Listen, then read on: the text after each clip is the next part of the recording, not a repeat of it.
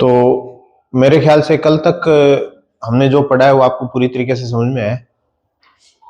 कल क्या पढ़ा था हमने? क्रेब्स साइकिल, ठीक है।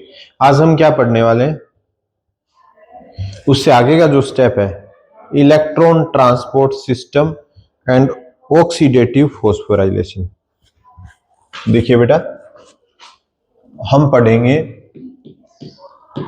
इलेक्ट्रॉन ट्रांसपोर्ट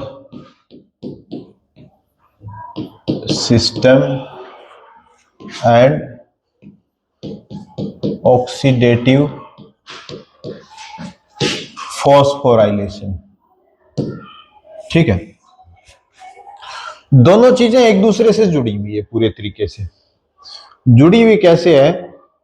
क्योंकि पहले इलेक्ट्रॉन ट्रांसपोर्ट सिस्टम होता है, यानी इलेक्ट्रॉन चलता है कुछ इलेक्ट्रॉन कैरियर्स की सहायता से, और फिर कुछ ऐसे चेंजेस होते हैं जिससे कि एनर्जी बनती है, फॉस्फोराइलेशन होता है।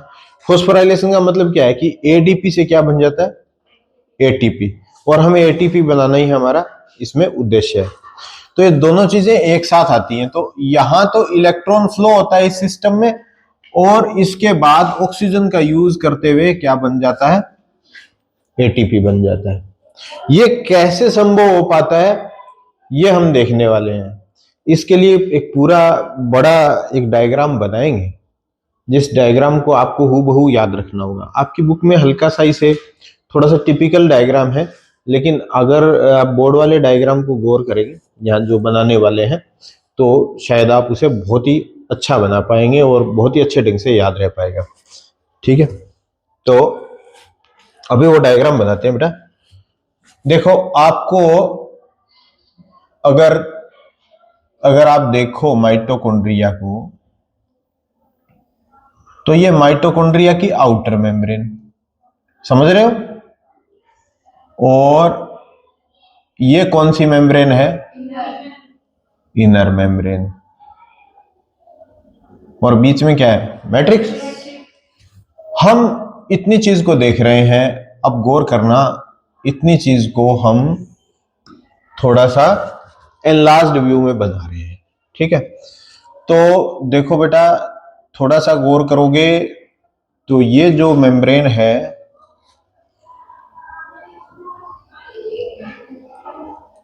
ये बाहर वाली मेम्ब्रेन है। आप अगर ना बनाओ, ये जैसे ये ना बनाओ, चाहे आप दोनों तरफ लाइन ना बनाओ, चाहे वैसे बनाना नहीं होता है लाइन, लेकिन आप डायग्राम ढंग से बना सको, आपका एक सिमेट्री में रहे, इस वजह से हमने ये लाइन यहाँ पर ड्रॉ करी है, ठीक है। आप साथ साथ बनाते जाना बेटा, क्योंकि साथ साथ बनाओगे तो थोड़ा सा आप इसे फटाफट आप समझ जाओगे, चित्र बनाने का अभ्यास भी हो जाएगा। ये कौन सी मेम्ब्रेन बना रहे हैं हम? इनर की आउटर? बताओ। आउटर, ठीक है। ये आउटर मेम्ब्रेन बनाने जा रहे हैं। ये जो हम बना रहे हैं अभी, ये क्या है? फोस्फोलिपिड्स है।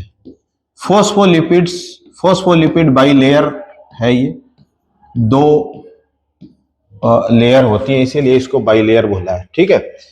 यहां पर बीच बीच में इसमें क्या होते हैं? कुछ कुछ प्रोटीन्स वगैरह लगे होते हैं, इसको आप एक्सटेंड कर सकते हो आगे, ठीक है।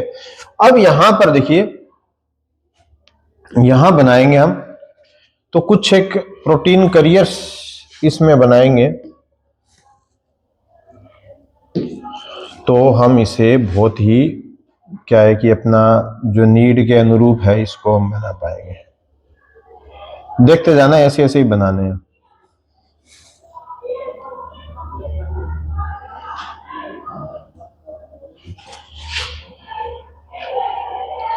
प्रोटीन कैरियर्स यानी प्रोटीन को कैरी करने वाले।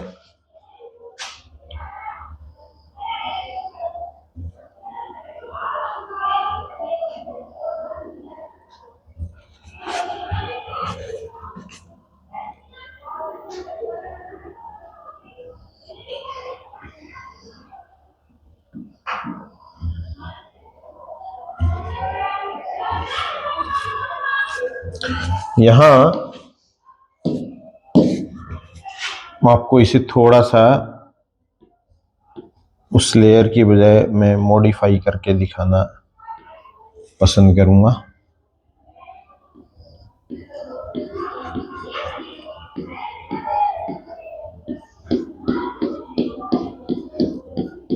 लिपिड बाइलेयर है ये भी,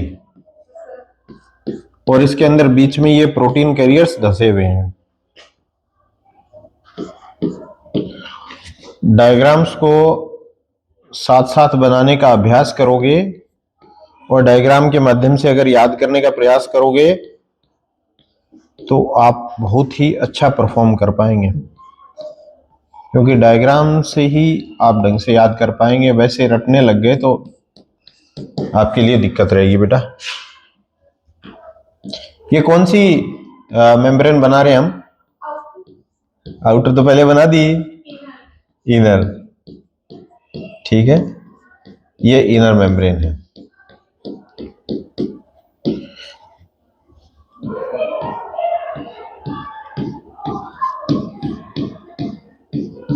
ये हमने बना दिए इनर मेम्ब्रेन।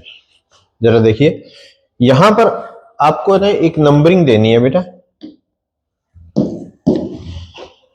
ये है फर्स्ट, ये है सेकंड, ये है थर्ड और ये है फोर्थ। इतनी नंबरिंग आपको देनी है,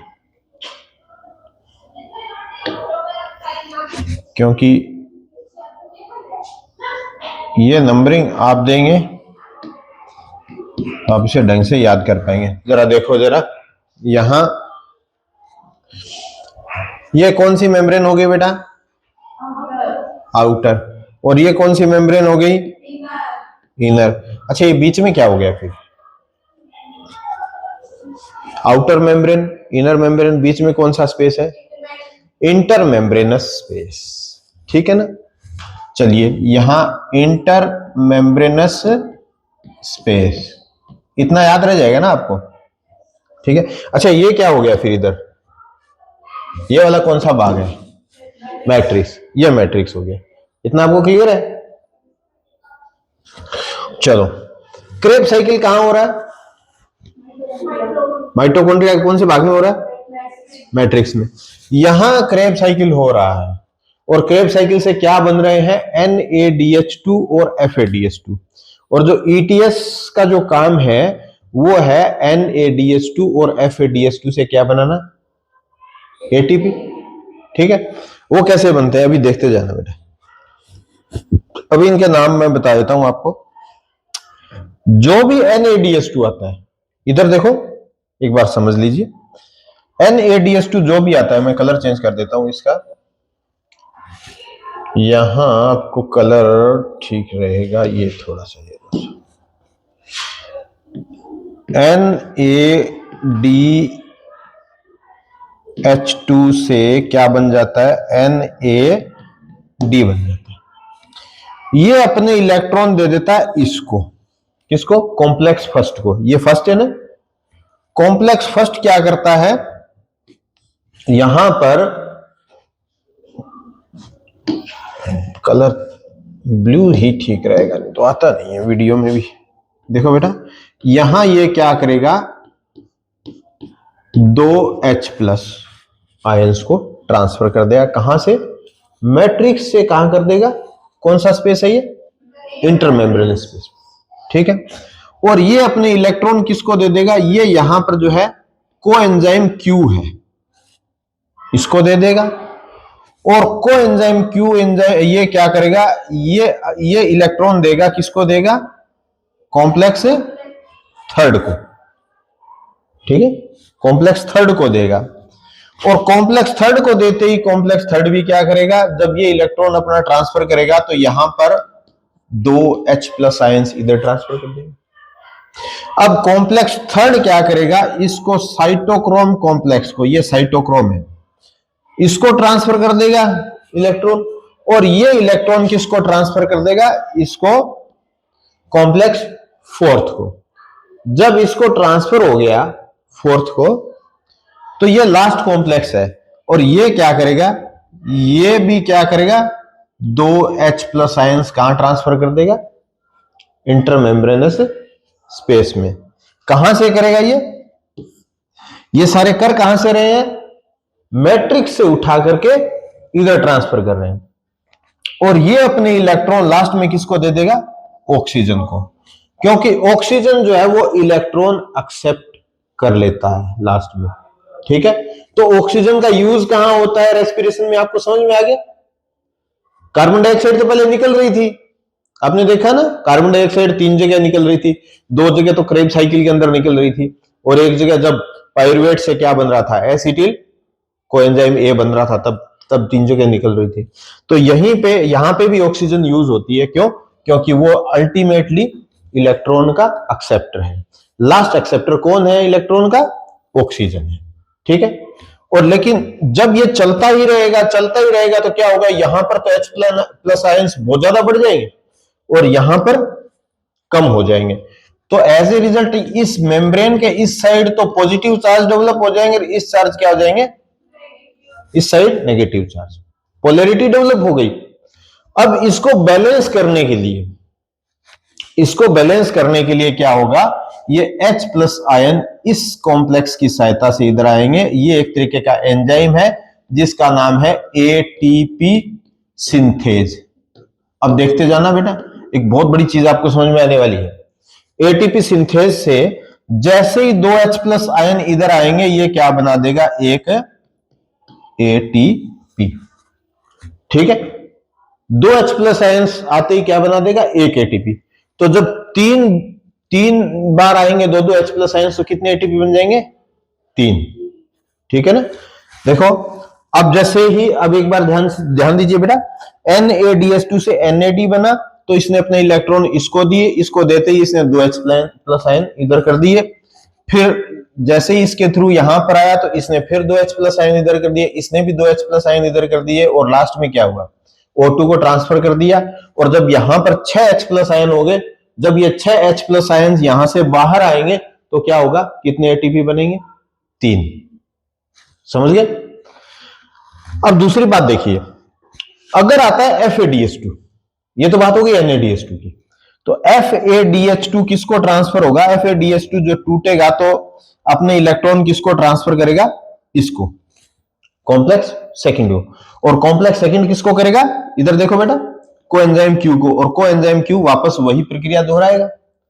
तो FADH2 अगर ट्रांसफर हो रहा है, अपने इलेक्ट्रॉन ट्रांसफर कर रहा है, तो कितने प्रोटॉन्स ट्रांसफर करेगा अभी इंटरमेम्ब्रेनस स्पेस को?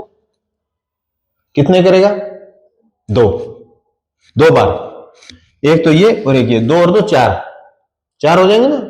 यहां से कितनी बार? NADH2 तो इसको दे रहा था, तो इसलिए यहां से 3 बार 2 H प्लस आयन में। FADH2 इसको दे रहा है, ये तो इससे बाहर ही हो गया FADH2 के टाइम। तो जब ये देगा तो ये 2 बार ट्रांसफर होंगे। जब 2 बार ट्रांसफर होंगे तो 4 H प्लस आयन होंगे। जब 4 H प्लस आयन यहां से वापस अंदर आएंगे मैट्रिक्स में, तो कितने एटीपी बनेंगे? 2। अब समझ में आ गया?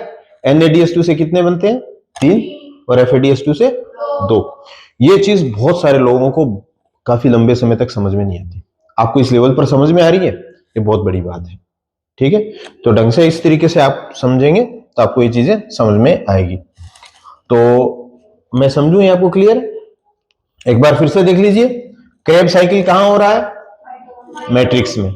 जब मैट्रिक्स में हो रहा है तो उससे क्या बनेंगे? NADH2 और FADH2। और ये जो इसको कहते हैं इलेक्ट्रॉन ट्रांसपोर्ट सिस्टम, क्योंकि यहां पर ये कॉम्प्लेक्सेस हैं जो कि इलेक्ट्रॉन को एक से दूसरे में ट्रांसफर कर रहे हैं, ट्रांसपोर्ट कर रहे हैं, तो इसीलिए इसको इलेक्ट्रॉन ट्रांसपोर्ट सिस्टम बोलते हैं। ठीक है, और क्योंकि इसमें ऑक्सीजन की जरूरत पड़ती है, तो लास्ट में ये एक्सेप्टर है, इलेक्ट्रॉन इसको ले लेता है, इलेक्ट्रॉन ले लेता है ऑक्सीजन। ठीक है, ये करने के बाद यहां पर क्या हो गया? ऐसा होने से यहां पर बहुत सारे प्रोटॉन इकट्ठे हो गए, क्योंकि इसकी तो एक क्या कहते हैं, प्रॉपर्टी है, जब इलेक्ट्रॉन इससे ट्रांसफर होंगे तो ये 2H प्लस आयंस को क्या करेगा? मैट्रिक्स से उठा करके बाहर ट्रांसफर कर देगा। ऐसा करता ही रहेगा, जब तक ये चलती रहेगी तब तक ये ट्रांसपोर्ट चलता रहेगा। जब ट्रांसपोर्ट चलता रहेगा तो यहाँ प्रोटॉन बढ़ जाएंगे, यहाँ कम हो जाएंगे, एज ए रिजल्ट इधर पॉजिटिव चार्ज डेवलप हो जाएंगे, इधर नेगेटिव हो जाएगा। इसको बैलेंस करने के लिए प्रोटॉन्स को वापस अंदर आना होगा। वापस अंदर आने का एक ही रास्ता है, वो क्या है? ATP synthase. वहां से जैसे ही 2 प्रोटॉन्स निकलेंगे एक एटीपी बनेगा। आप सिस्टम समझ गए पूरा? तो ये है electron transport system and oxidative phosphorylation. ठीक है, यहां तक किसी को कोई दिक्कत है? कोई दिक्कत नहीं, मैं मानू एकदम स्पष्ट है। अब हम बात करते हैं, ये सब जो चीजें हमने पढ़ी है ना, ये तो हमने पढ़ ली आप क्या कहिए कि जो एरोबिक रेस्पिरेशन है उसके बारे में। अगर एनएरोबिक रेस्पिरेशन होगा तो क्या होता है ये हम देखेंगे। देखो बेटा, एनएरोबिक में हमने बात करी थी कि ग्लूकोज से क्या बनता है? पाइरुवेट। ठीक है, अब इसके बाद क्या होता है? अगर तो ऑक्सीजन अवेलेबल है तब तो ये क्रेब साइकिल करेगा और वो ईटीएस और ऑक्सीडेटिव फॉस्फोराइलेशन होकर के एटीपी बना देगा पूरे। लेकिन अगर ऑक्सीजन अवेलेबल नहीं है, क्योंकि इलेक्ट्रॉन का एक्सेप्टर ही नहीं है, तो फिर ये कैसे चलेगा? नहीं चलता है तो उस टाइम पाइरुवेट से क्या बन जाता है? इथेनॉल बन जाता है। ठीक है, तो इथेनॉल बनता है तो इस टाइम क्या बनता है? यहां से क्या प्रोड्यूस होता है? ग्लूकोज से पाइरुवेट बनते टाइम एक तो बनता है एटीपीज बनते हैं और दूसरी चीज क्या बनती है? NADH2। अब ये NADH2 बनेंगे। ठीक है, अब ये NADH2 बनते हैं तो NADH2 कब बनता है? जब इसको खाली NAD उपलब्ध हो। जब खाली NAD आएगा यहां पर तो ही NADH2 बनेगा। ठीक है, अब इथेनॉल क्या करता है? अब NADH2 टूट कहां रहा है? कहां टूट रहा था? ETS में।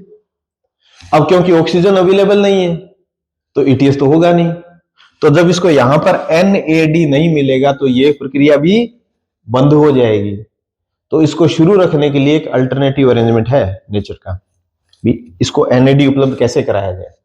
तो पाइरुवेट को ये इथेनॉल में जब चेंज करता है ना, तो यहां पर क्या होता है? NADH2 यूज होते हैं और सीधा ही NAD बनता है, यहां पे कोई एटीपी नहीं बनता है। ठीक है, तो ये NAD कहां जाएंगे बेटा? यहां पर। तो इस प्रोसेस को शुरू रखने के लिए ये इथेनॉल बनाना पड़ता है। तो जब ऑक्सीजन अवेलेबल नहीं होती है तो उस समय पाइरुवेट से इथेनॉल बनता है, क्योंकि थोड़े समय के लिए तो इसे NAD उपलब्ध रहेंगे, लेकिन जैसे ही पूरे के पूरे NAD यूज होकर NADH2 बना देंगे तो इसको तो खाली NAD नहीं मिलेंगे तो ये ग्लूकोज से पाइरुवेट भी नहीं बनाएगा। ये एनर्जी जो हमारे पास बन रही थी, थोड़ी जो एनर्जी बन रही थी, तो ये नहीं बनेगी। तो इसलिए यहां पर ये जो प्रोसेस है पाइरुवेट से इथेनॉल बनाने का, इसका वैसे कोई रिक्वायरमेंट नहीं है, लेकिन NAD उपलब्ध कराने के लिए बनाना पड़ता है। और ये चीजें प्लांट्स में होती है इथेनॉल बनाने वाली। एनिमल्स में पाइरुवेट से क्या बन जाता है बेटा? Lactic acid. उसमें भी क्या होता है? NAD ही बनता है और वो NAD यहां पर यूज हो जाता है, तो जिससे ये साइकिल को शुरू रखने में पूरी सहायता मिलती है। आपने देखा होगा जब हम लोग भारी भरकम एक्सरसाइज करते हैं, दीपावली के दिनों में काम करते हैं, तो हमारे हाथ पैर दर्द करने लगते हैं। कारण क्या होता है? कि उसमें प्रॉपर ऑक्सीजन मिलती नहीं है। ठीक है, प्रॉपर ऑक्सीजन नहीं मिलती है क्योंकि काम ज्यादा कर रहे हैं और ऑक्सीजन उसको सैचुरेट नहीं कर पा रही है। उस स्थिति में क्या होता है कि केवल एनाएरोबिक रेस्पिरेशन होता है, और एनाएरोबिक रेस्पिरेशन होने के कारण क्या होता है कि लैक्टिक एसिड हमारे मसल्स में जमा हो जाता है। वो जो जमा हो जाता है उस वजह से ये दर्द करता है। जब जैसे ही आराम करते हैं तो धीरे धीरे वो लैक्टिक एसिड जो है वो ब्लड में चला जाता है और वहां जाकर के वापस वो डिकम्पोज होकर के सिस्टम पूरा सेट हो जाता है, तो दर्द हमारा ठीक हो जाता है। ठीक है, तो लैक्टिक एसिड और इथेनॉल एक तरीके से एनाएरोबिक रेस्पिरेशन को शुरू रखने का एक तरीका है, क्योंकि एनाएरोबिक होगा तो क्रेब साइकिल और वो तो होंगे नहीं होंगे, तो हमें एनर्जी का सोर्स क्या रहेगा? केवल ग्लाइकोलिसिस। और ग्लाइकोलिसिस कब चलेगा? जब उसे NAD मिलता रहेगा। एटीपी तो हम यूज कर रहे हैं तो एडीपी तो उसे मिलते रहेंगे, लेकिन NAD की सप्लाई बंद हो जाती है, तो उसको शुरू रखने के लिए इथेनॉल और लैक्टिक एसिड बनाना एक अल्टरनेटिव मेथड से। तो ये चैप्टर आपका है कंप्लीट। यहां पर कोई भी दिक्कत हो बेटा, इतने में कोई दिक्कत हो पूछ लीजिए, ETS में कोई दिक्कत हो पूछ लीजिए, एक बार वापस देख लीजिए ये ETS का है। कोई भी दिक्कत है? अब इनके दो के नाम मैं आपको बताना पहले भूल गया था। कॉम्प्लेक्स फर्स्ट है ना, कॉम्प्लेक्स फर्स्ट का नाम है NADH2 डिहाइड्रोजिनेज और कॉम्प्लेक्स सेकंड का नाम क्या है? FADH2 dehydrogenase. और कॉम्प्लेक्स फोर्थ का खास तौर से याद रखिएगा, ये साइटोक्रोम ऑक्सीडेज। ठीक है,